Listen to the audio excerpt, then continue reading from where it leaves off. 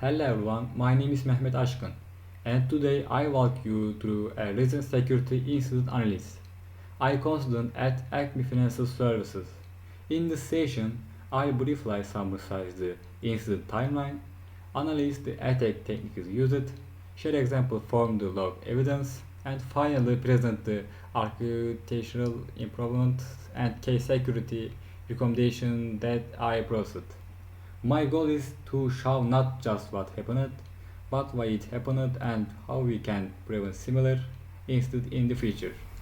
On October 15, 2024, our monitoring system detected unusual activity coming from the IP address 203 and 0 and 113 and 45. At first, it appeared to be part of a scheduled penetration test, but after analyzing the timeline and log evidence, I confirmed that it was a real security breach, not a planned test. Here's what happened in short. At 6:45, an attacker successfully logged in using a legitimate user account, user ID 1523, and then used a stolen JWT token to access other accounts without authorization. And around 9 o'clock, phishing mail were sent from the same IP.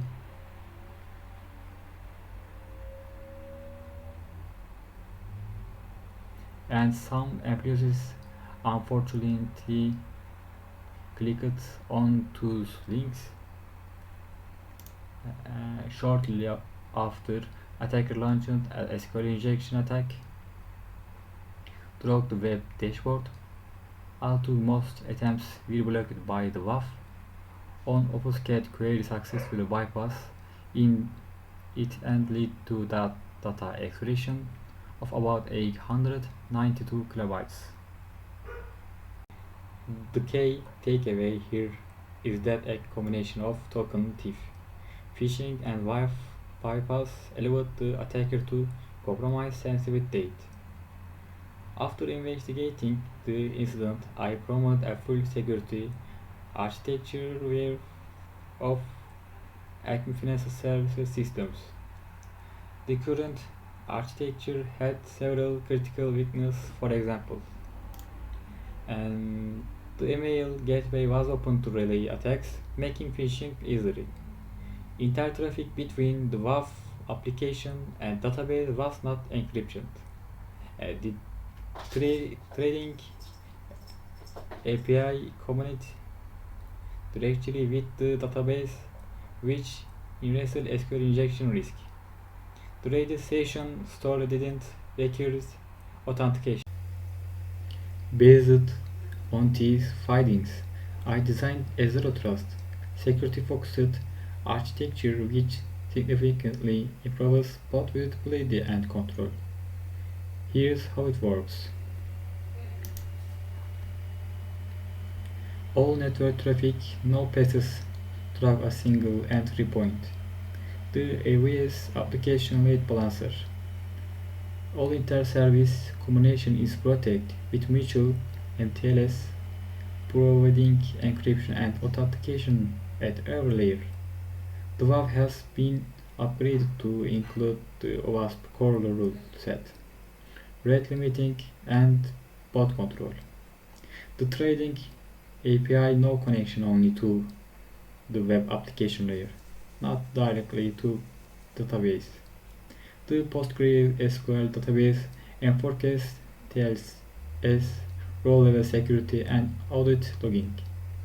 The Redis cache now uses TLS, ICL, Sentinel for secure sessions management. This design change together implement a zero trust model, meaning that no user or service is automatically trusted even if the inside the network. Every access must be authentication, authorized, and logged. This approach aligns closely with ISO 27001 control for network segregation. cryptographic protection, secure authentication, and event logins. To respond effectively, IB structured our action into three phases. Here are the top three immediate action and the long-term strategy. Top 3 immediate action with 24 hours. Isolate IP 203.0.113.45 and revoke all GBT tokens, especially for user 1523. Enter maintenance made for API and web apps to stop fresh damage. Launch IOC monitoring via SOC, CM and block phishing domains. Long-term strategy 1-3 months. Implement the zero trust transaction plans as outlined. Route all traffic through AWS ALB. Enforce MTLS between all services. Deploy Istio service mesh for policy enforcement and audit. Remove direct DB access from the trading API. Secure PostgreSQL and Redis with TLS, ACL and audit login. Schedule regular DAS, SAST and penetration test. Align backup and incident response with ISO 27001. And initiate digital forensic for potential insider or pentest compromise. This action will eliminate root cause and build a resilient, compliant, secure posture. To summarize,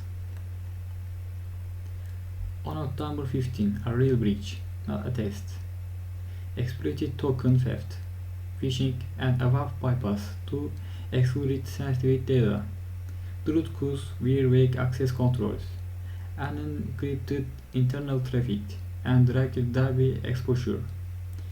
My proposed zero trust architecture and phased response plan will prevent recurrence, enhance visibility, and ensure regulatory compliance. And thank you for listening to me.